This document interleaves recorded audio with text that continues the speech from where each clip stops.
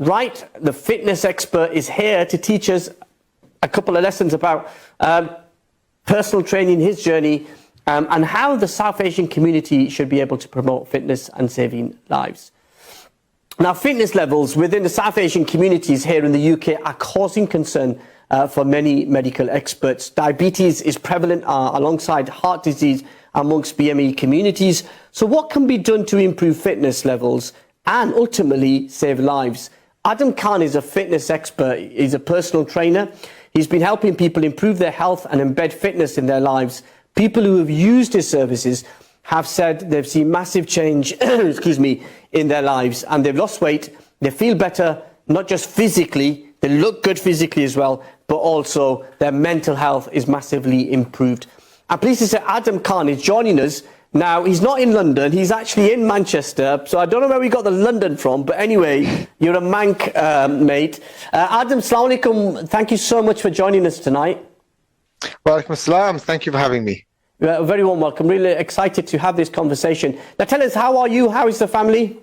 I'm good, alhamdulillah, family's good, everything's great, alhamdulillah. Good. So just start at the beginning, because I was talking to you whilst we were waiting during the break about reading your biography, condensed biography, you told me, on Kaan Fitness, your website. But tell us a bit, condensed, what was your personal journey into fitness?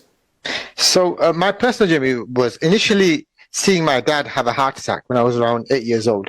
That made me conscious of the health problem that we have. Then later on, when I was at 14, my dad had a stroke. Heart attacks and strokes, a similar pathway, you know, its arteries getting blocked. So then I saw my dad suffer for the next 8-9 years of his life before he passed away from a stroke.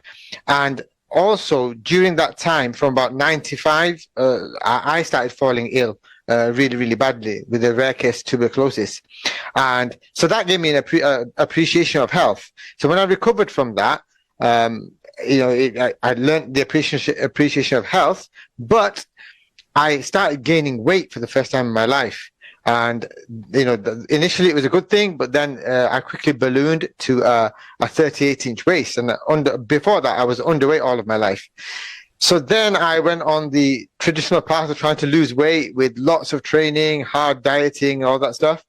I lost it within about a year or so, but then within the next few months, I gained most of it back. And then I was on a struggle for the next 10 years with my weight. And it's only around 2012 that I decided enough was enough. And I just got divorced.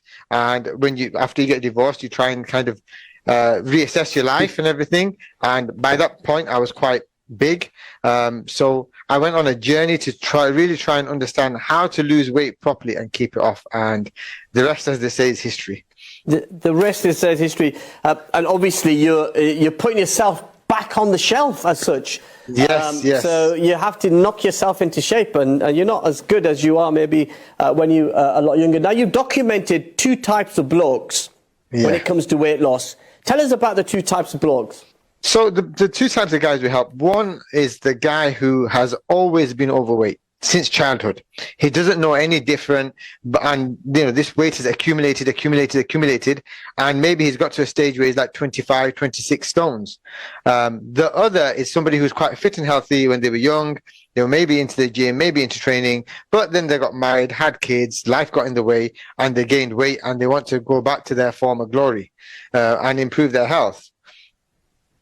Yeah, and that's the 2 types of people, and you come across. Now, you've seen the impact, as you said rightly, of diabetes and heart disease amongst our communities, obviously personally with your beloved father, may Allah elevate his rank in Jannah.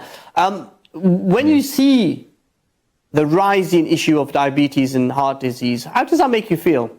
It makes you feel really sad, especially I'm getting more and more reports. And maybe it's because I'm in that space that I hear more of it, and I'm very acutely aware. But so many young people in their 30s, in their 40s, having heart disease. So, you know, even passing away from heart disease. And many of our clients that come to us, sometimes we have clients come to us as young as 21, 22. And that's because they've seen somebody in their family in their early 30s have, suffer from a heart attack and pass away. So it's becoming increasingly common, something that was unheard of. Because I also have a lot of medical doctors, and I've got a case study of a doctor who was only, I think he was 33 or something at the time, and he had a heart attack. And he considered himself quite fit. And the only thing that he could attribute to his having a heart attack was, I mean, not just genetics, but he was only slightly overweight.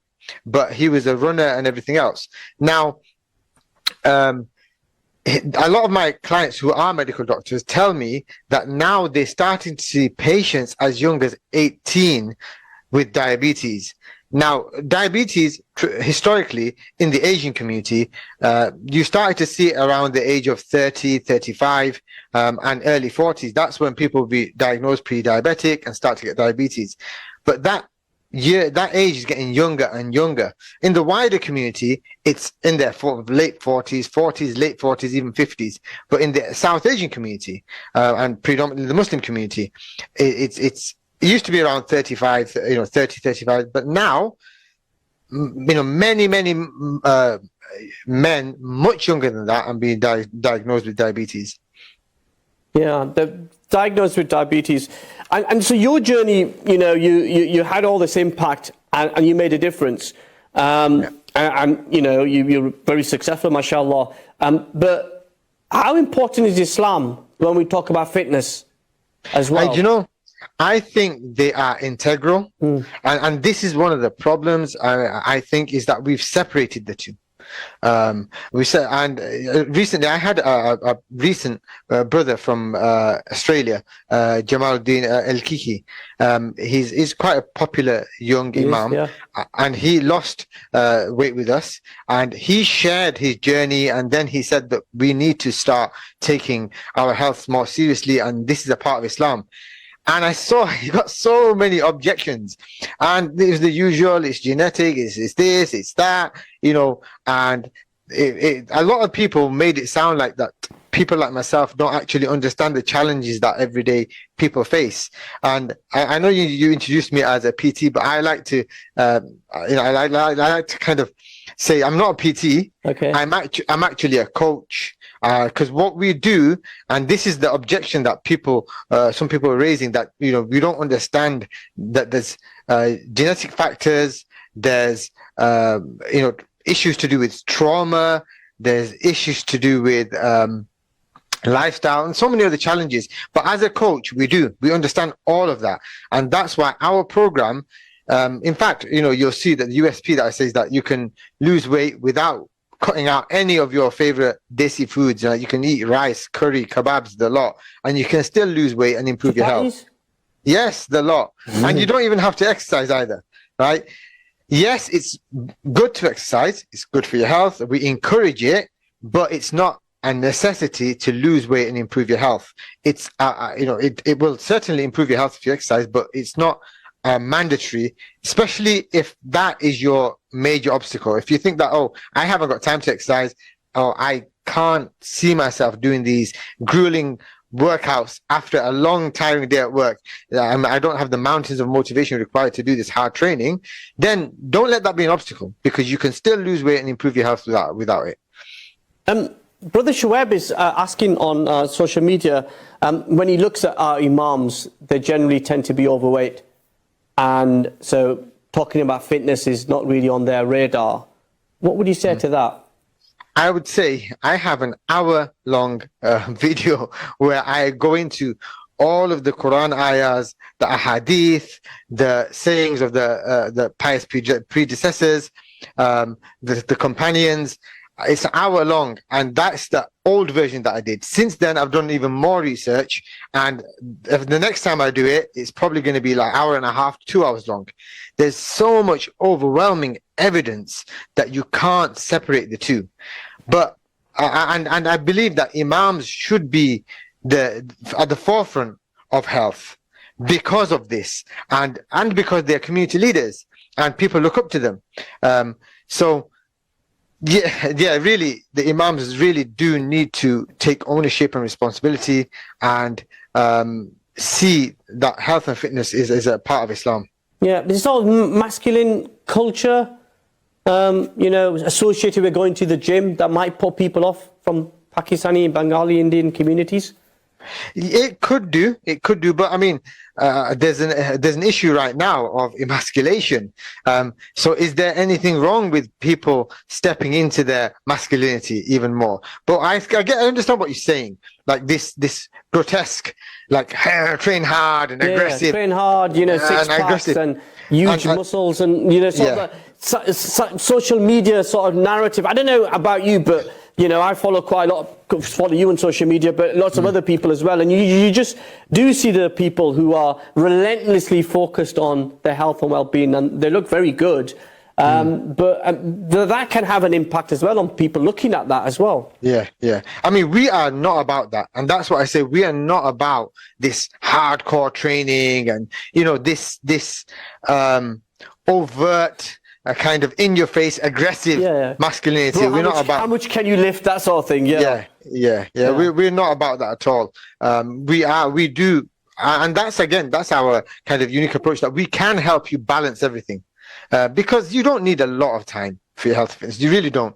You know, 20 minutes a day is more than enough. Again, it depends on your goal. If you want to step on stage as a bodybuilder, then that's a different approach altogether. But we're targeting the everyday Muslim man. Yeah, and that's really interesting, because I think the key word that I took from our conversation so far before we go to our break is balance. Balance Absolutely. Is the key. Do everything in moderation and balance. And there's a hadith of Rasulullah sallallahu alaihi wasallam about moderation.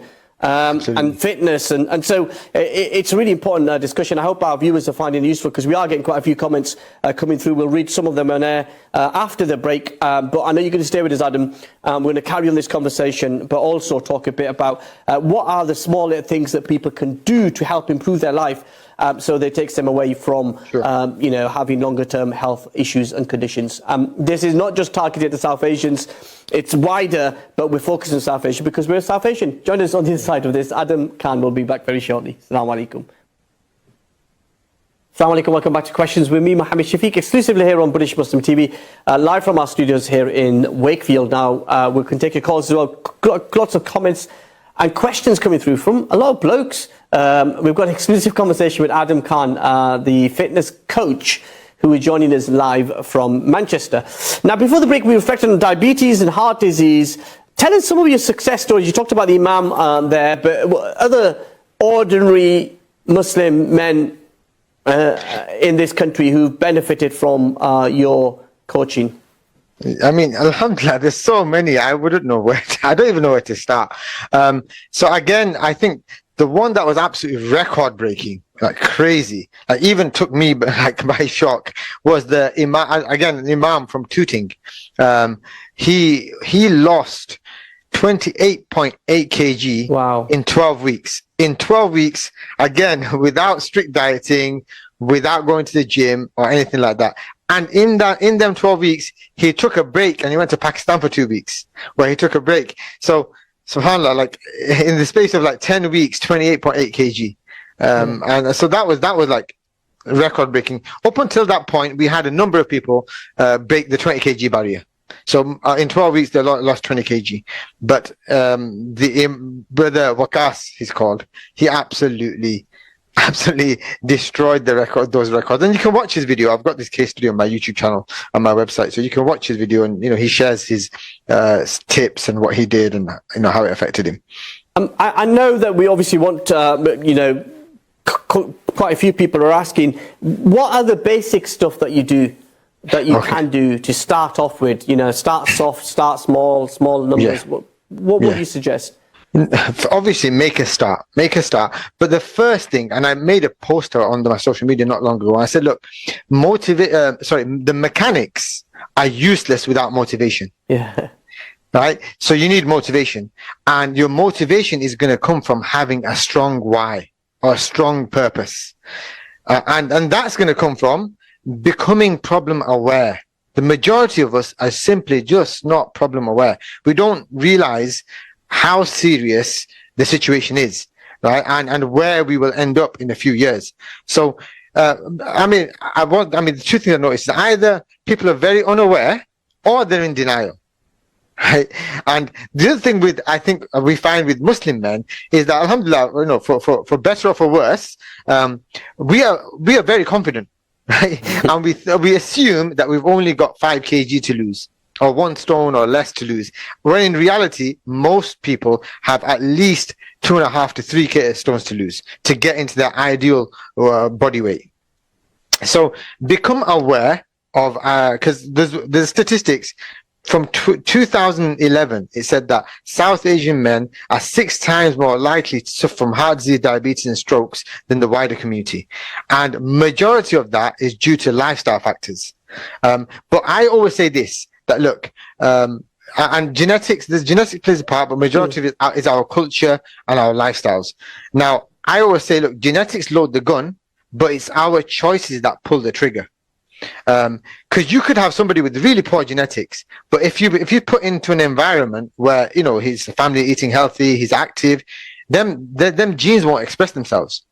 Whereas on the other hand, if you put somebody who's got really good genes, if he's put into an environment where there's where he's smoking, drugs, alcohol, whatever, and junk food, and he gains weight, then even though he was born with good genetics, he will suffer the consequences of his choices. So genetics load the gun. It's our choices that pull the trigger. So that's a key thing to remember. So become problem aware, know your why. And in terms of your why, ask yourself, what do you really value? What's really important to you? Is it family? Is it work? Is it your faith? Right? And what's stopping you? Is it because you're working all the time? Is it because you're busy with family? Is it because you have to be at the mosque or whatever? Now flip the script, and that's a key phrase, flip the script.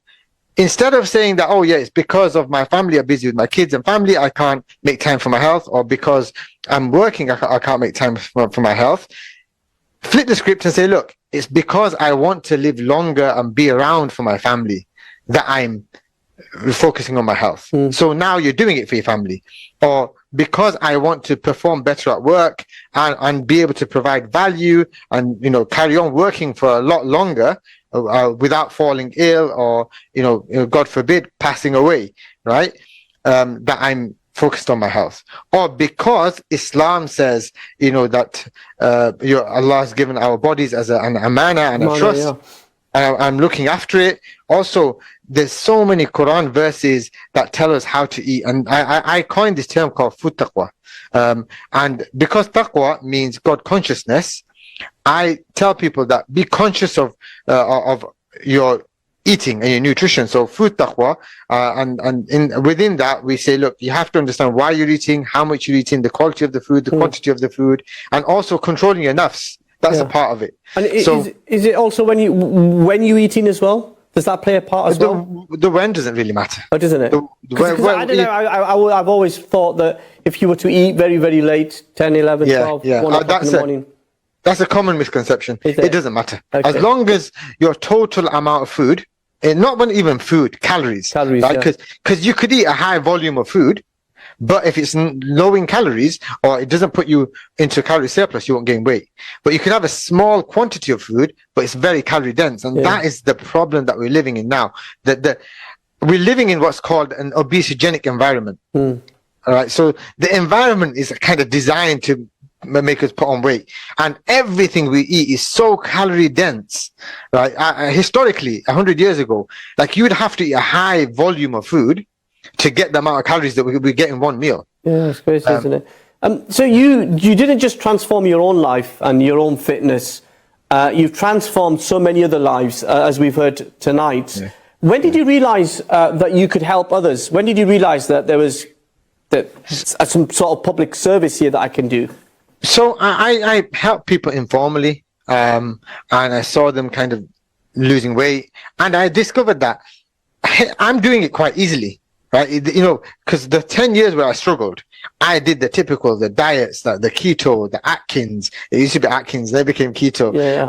The Cambridge. I tried everything under the sun, right? And I was struggling. I would diet for 2 or 3 weeks, and then I would binge, and then I would diet, then I would binge, and I was in the gym for much longer than I am now. I typically spend about 10-12 hours a week in the gym. Now I would say at most 5 to 6 hours a week at most. But most of the time it's more like 3 hours a week. But back then it was about 12 hours a week on average, and I was still carrying a massive belly, and I was always suffocating. I always felt like I was on a diet. But then around, like I said, around 2012, 2013, I went on this journey to try and understand how people really lose weight and keep it off. And I discovered it's about behavior change, it's about mindset, it's about lifestyle, rather than these quick fixes, diets, and lots of hard training. And I started giving those tips and advice to people, and I saw people making, losing weight with it. And I thought, okay, I've got something here. I've got this superpower I can help people with. And then I went on a journey to understand how can I craft my message, get it out to people, and build a business effectively. And that's what I've done. Yeah, and you do this full time. Yes, alhamdulillah. Alhamdulillah, and Allah's given you much success. And how important is it that you are giving something back to people, and that how much pride do you get when you see the success stories?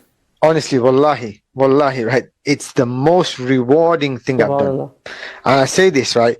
I used to teach the Quran in the masjid, right? I taught at a school. I taught a secondary school. I taught in college.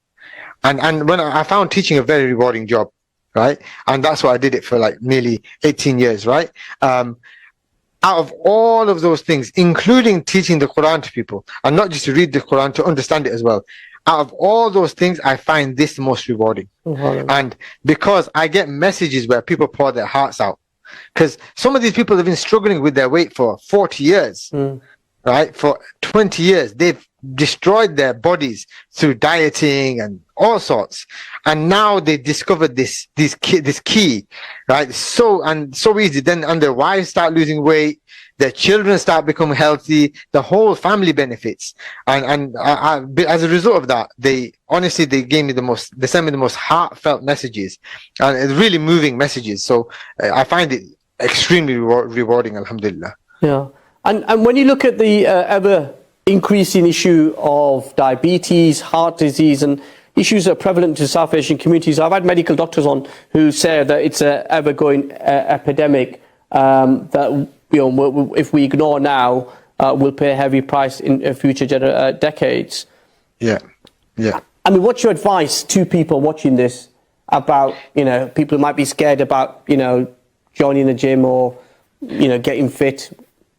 You don't need the gym. You don't need the gym. Read my posts. You don't need the gym. Start with small habits. I mean, the biggest change, like somebody said to me, well, if you had 20 minutes a day, if you had 20 minutes, not even a day, if you had 20 minutes a week, well, something I say to my clients, I said, look, if you've got 1 hour a week to dedicate to your fitness or to this program, forget the gym, forget training, go shopping instead. It sounds so weird, right? Make sure you've got the foods, the healthy alternatives and the healthy foods in your house, so that when it comes to eating, the foods are there, right? So you have no excuses to go out and get a pizza or to go, although you can eat those things, eat them in moderation. But look, people don't choose to be fat or overweight or unhealthy. It's just convenient for them to be that way. So what we do is we try and make it convenient to be healthy and inconvenient to be unhealthy. So if you have your foods already prepared and made, and or the options available to you, you're going to go for the convenient option.